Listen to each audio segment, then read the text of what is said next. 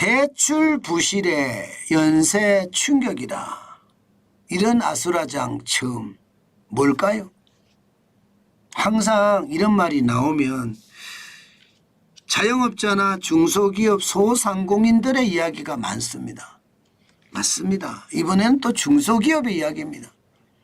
신용보증기금 여기에 구상채권 잔액이 너무 많이 올라가요. 너무 많이. 말이 좀 어렵죠. 구상채권 이러니까요. 쉽게 말하면요. 신용보증기금이 보증을 서줘서 중소기업이 대출을 받았는데 중소기업이 대출을 못 갚으니까 보증선 신용중소기업이 대신 갚아준 거예요. 대신에 신용보증기금은 그 중소기업에게 구상채권을 가지고 있게 되는 거죠. 쉽게 말하면 중소기업이 망해서 신용보증기금이 중소기업한테 받을 돈이 있다는 뜻이에요. 그러니까 대출 부실의 연쇄 충격이라는 거죠. 네, 그만큼 말입니다. 많이 망했으니까 받을 돈이 많은데 못 받는다. 그렇게 생각하시면 되니까요. 그런데 이게 너무 심각해요. 여러분 한번 보세요. 지금 보시면 2020년 전년 대비 9%가 줄었어요. 네. 그런데 2021년도 줄었어요. 8.8%. 2022년도 줄었어요. 9.3%. 줄은 것이 맞아요. 줄어야 경제가 잘 된다는 이야기잖아요. 그런데 보세요. 2023년에는 19.2%로 늘었습니다. 2024년엔 29.6%로 늘었어요. 중소기업이 막 줄줄이 망한다는 거예요. 2025년에도 18.6%로 늘었습니다. 그래서 금액이 4조 2,875억 원입니다. 야, 정말로 심각하죠. 지금 중소기업이 어떻게 무너지고 있는지 여러분들이 지표를 보고 계시는 거예요. 그만큼 중소기업은 지금 심각하다 그렇게 생각해도 틀리지 않습니다. 이게 구상채권 전 단계가 쉽게 말하면 대입변제 단계잖아요. 대입변제 단계도 가도 심각합니다.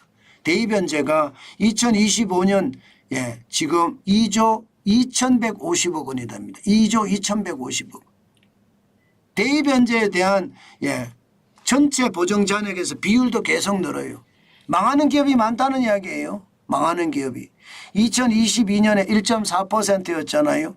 전체 보증 잔액 중에 대입변제 금액 비율이 말입니다. 그런데 2023년에는 2.4%, 2025년 1.3%, 그리고 2025년에는 3.5%까지 계속 늘고 있어요.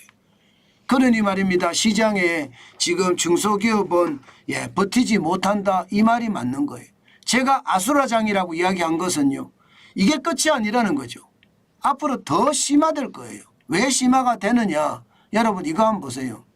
신용보증기금의 부실률을 보면 눈에 팍 그대로 드러납니다. 2021년에 2.0%였습니다. 부실률이. 그런데 2022년엔 2.0%예요. 거의 똑같죠. 그죠? 그러나 2023년 3.3%까지 늘었습니다.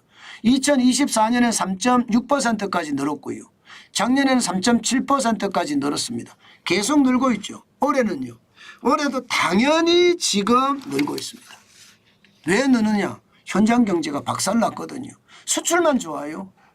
반도체가 수출이 좋아서 지금 SK하이닉스나 삼성전자는 난리를 치고 있지만 중소기업, 자영업자, 소상공인은요. 계속 울고 있거든요. 결국 말입니다. 코로나 때 경제를 완전히 통제했잖아요. 제가 그때도 말씀을 드렸어요. 경제를 이렇게 통제하면 나중에 더 심각한 후유증이 발생이 된다.